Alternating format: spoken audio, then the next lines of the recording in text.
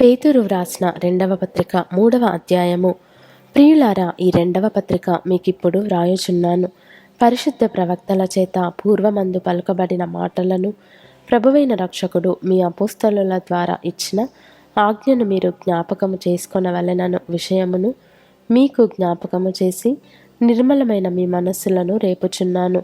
అంత్య దినములలో అపహాసకులు అపహసించుచూ వచ్చి తమ స్వకీయ దురాశల చొప్పున నడుచుకొనుచు ఆయన రాకడను గుర్చిన వాగ్దానమేమాయను, పితరులు నిద్రించినది మొదలుకొని సమస్తమును సృష్టి ఆరంభముననున్నట్టే నిలిచియున్నదే అని చెప్పుదురని మొదట మీరు తెలుసుకొనవలెను.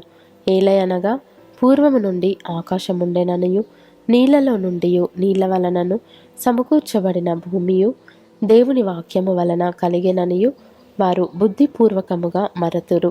ఆ నీళ్ల వలన అప్పుడున్న లోకము నీటి వరదలో మునిగి నశించెను. అయితే ఇప్పుడున్న ఆకాశమును భూమియు భక్తిహీనుల తీర్పును నాశనమును జరుగు దినము వరకు అగ్ని కొరకు నిల్వ చేయబడినవై అదే వాక్యము వలన భద్రము చేయబడి ఉన్నవి. ప్రియులారా, ఒక సంగతి మరచిపోకుడి.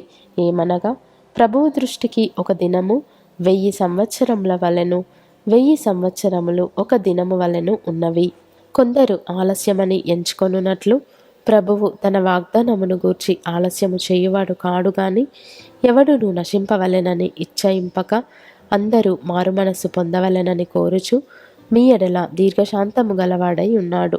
అయితే ప్రభువు దినము దొంగ వచ్చినట్లు వచ్చును. ఆ దినమున ఆకాశములు మహాధ్వనితో గతించిపోవును, పంచభూతములు మిక్కటమైన వేంద్రముతో లయమైపోవును, భూమియు దాని మీదనున్న కృత్యములను కాలిపోవును. ఇవన్నీయు ఇట్లు లయమైపోవునవి గనుక ఆకాశములు రవులుకొని లయమైపోవునట్టియు పంచభూతములు మహావేంద్రముతో కరగిపోవునట్టియు దేవుని దినపు రాకడ కొరకు కనిపెట్టుచు దానిని ఆశతో అపేక్షించుచు మీరు పరిశుద్ధమైన ప్రవర్తనతోనూ భక్తితోనూ ఎంతో జాగ్రత్త గలవారై ఉండవలెను. అయినను మనం ఆయన వాగ్దానమును బట్టి క్రొత్త ఆకాశముల కొరకును క్రొత్త భూమి కొరకును కనిపెట్టుచున్నాము.